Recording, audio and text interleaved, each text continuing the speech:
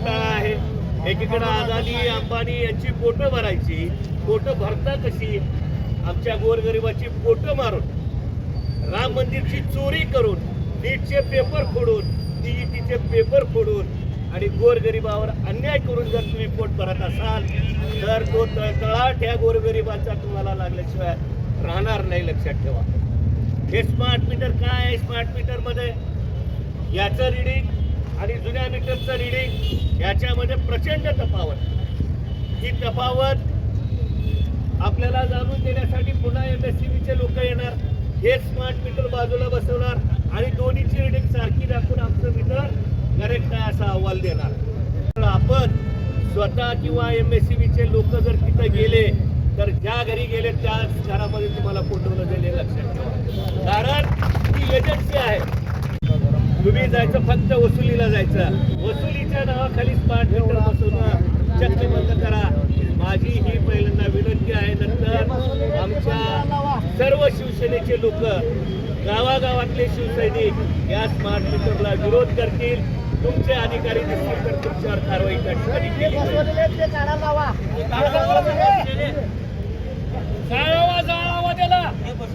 भारतातली सगळी एजन्सी, भारतातल्या एजन्स्या ज्या आहेत त्या 2-4 लोकांच्या ताबेदाऱ्या झालेल्या आहेत. अदानी अंबानी असतील आणि त्यांना भरपूर पैसा कमवून द्यायचा आणि त्याच्यातूनच पक्षासाठी निधी घ्यायचा. हे पुरत नाही म्हणून काय की राम मंदिरला प्रत्येक घरातून वीट गेली, पैसा गेला, सोनं गेलं, चांदी गेली. त्या राम मंदिरमध्ये प्रचंड असा घोटाळा केला. त्या राम मंदिरच्या जमिनीमध्ये घोटाळा केला. त्या राम मंदिरच्या दानपेटीतले पैसे चोरले. तुम्हाला आणखी काय पाहिजे? देवाच्या ठिकाणी चोरी करता हे महापाप, हे महापाप तुम्ही कुठं फिरणार आहे? त्याचं उत्तर आज जनता मागत आहे. सोनम वांगचुक नावाचा एक शास्त्रज्ञ, त्या शास्त्रज्ञाची मागणी काय होती? नीटचा पेपर फोडणाऱ्या लोकांवर कारवाई करा. त्या प्रधान नावाच्या, धर्मेंद्र प्रधान नावाच्या NTA अध्यक्षाला निष्कासित करा, त्याला घरी बसवा. 21 दिवसाचं आंदोलन झालं. सोनम वांगचुकला जबरदस्तीनं उचलून जेलमध्ये नेण्यात आलं, त्याला दवाखान्यात नेण्यात आलं. महाराष्ट्राच्या या मुख्यमंत्र्यावर कितीतरी आरोप झाले.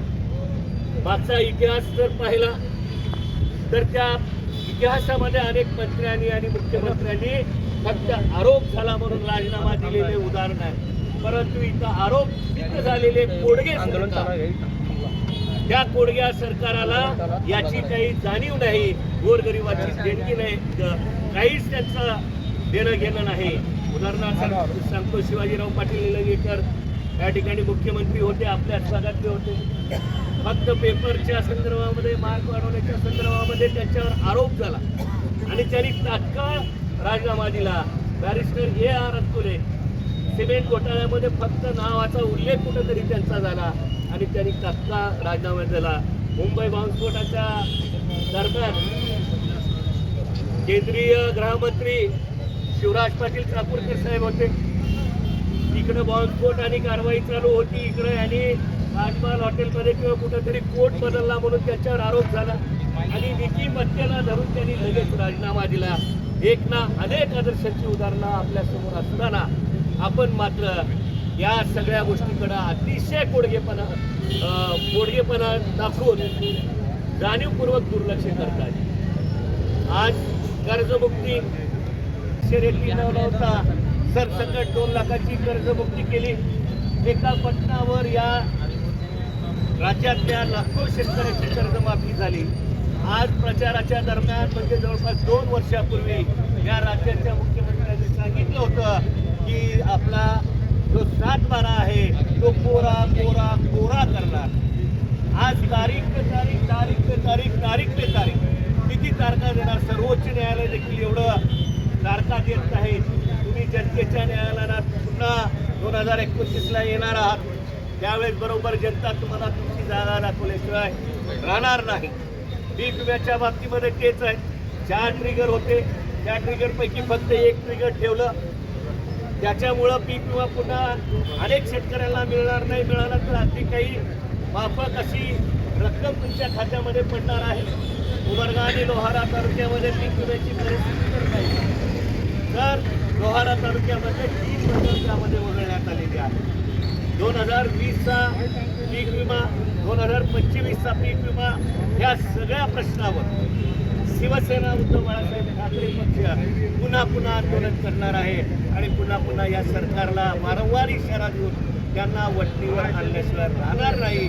कारण की जनता, गोरगरीब जनता निष्ठेच्या बाजूने आहे, पक्षाच्या बाजूने आहे आणि आदरणीय उद्धव साहेबांच्या बाजूने आहे. माझी विनंती जनतेला असेल की ज्या वेळी शिवसेना उद्धव बाळासाहेब ठाकरे पक्ष मिळून आम्ही तुम्हाला हात देऊन तुम्ही एवढ्याच ताकदीनं आम्हाला मदत करावी. कारण या मदतीच्या मागे तुमची तळमळ आहे, भावना आहे. आपण न्याय मागण्यासाठी, न्याय हक्कासाठी रस्त्यावर उतरलेलो आहोत. आज विद्यार्थ्यांची अवस्था जर पाहिली, नीटचा पेपर फुटला, 3 मेला नीटची परीक्षा झाली. त्या दिवशी पेपर फुटल्याचं लक्षात आलं, पुन्हा 21 तारखेला नीटची परीक्षा ठेवली. बरं, पेपर फुटला, परीक्षा ठेवली, याच्यामध्ये काय वाद नाही. परंतु या दरम्यान काही मुलांनी आत्महत्या केल्या. या आत्महत्येचं पाप देखील तुमच्या माथी बसलेलं आहे. त्या आत्महत्येला जबाबदार असते की आपण या स्मार्ट मीटरची कोणालाही सक्ती करू नका.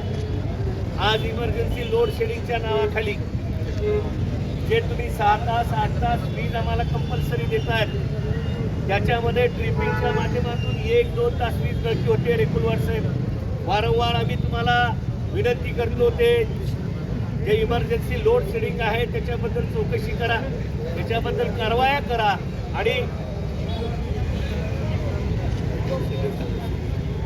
त्याच्याबद्दल आपण तात्काळ आपले जे कोणी वरिष्ठ इंजिनियर असतील त्यांना सांगून हे इमर्जन्सी लोड शेडिंग देखील बंद करा आणि जे आम्हाला 8 तास वीज देत आहेत त्याला कंपल्सरी 8च्या 8 तास देण्याचं नियोजन कसं करता येईल याकडे लक्ष.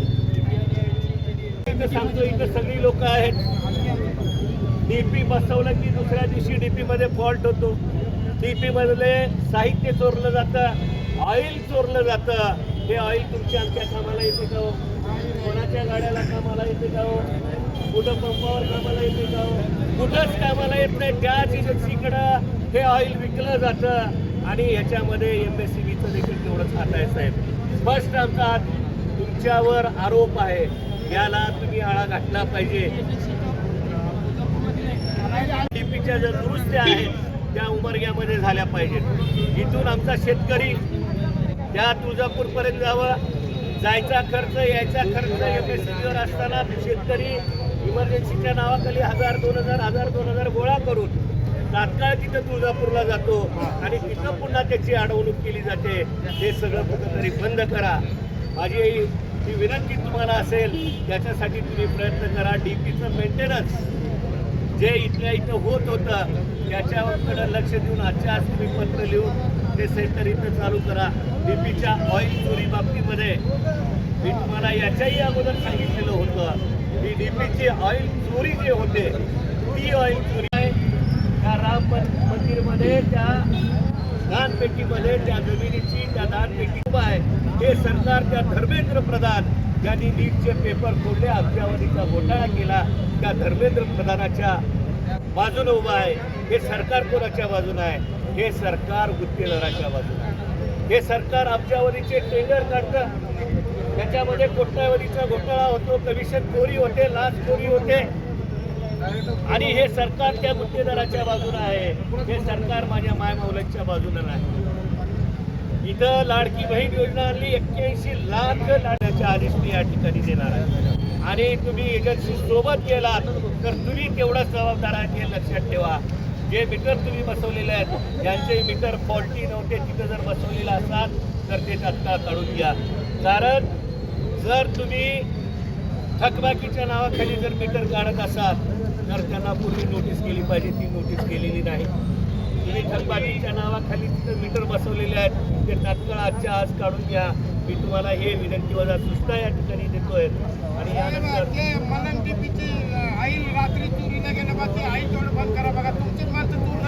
यानंतर संतोष कलशेट्टी रात्री आई चोरीला गेला, डीपी बंद पडण्यासाठी या पक्षाच्या वतीनं स्मार्ट मीटरच्या विरोधामध्ये चक्काजाम आंदोलन केलेलं आहे. आदरणीय साहेबाला माझी विनंती आहे, मीटर बसवत असताना या झोपडपट्टीत या लमानदांड्यामधून सुरुवात करताना या गोरगरिबाच्या घरापासून तुम्ही सुरुवात करताय. ज्या माणसाच्या घरामध्ये 10 बाळाची खोली आहे, ते माणूस झोपल्यानंतर जिचे पाय बाहेर येतात त्या लोकांच्या घरचं बिल येते 1200, 1500, 2000. अरे ज्याचे 2-2 मजली घरात तिच्या घरचे बिल येते 750 रुपये. हे कोणत्या गणितामधले तुमचे मीटर आहेत का? तुम्ही गोरगरिबाला त्रास देताय का? बसवली बिल्डिंगामध्ये आतापर्यंत मीटर का? भाजीवाला, आईस्क्रीमवाला, भंगारवाला, आमची माय माऊली घरामध्ये काम करणारी तिच्या घरामध्ये मीटर बसले का? नोकरदाराच्या घरामध्ये मीटर बसला नाही का? मोठ्या मोठ्या पुढाऱ्याच्या घरामध्ये. उद्धव बाळासाहेब ठाकरे पक्षाचे सर्व पदाधिकारी असतील मोठ्या संख्येने उपस्थित झालेत. त्यामुळे पत्रकार, पोलीस बांधव व MSPच्या सर्व अधिकाऱ्याचे आभार मानून हे कार्यक्रम व आंदोलन स्थगित करून सगळ्या डिपार्टमेंटचे आभार मानून मी 2 संपवतो. जय हिंद, जय महाराष्ट्र.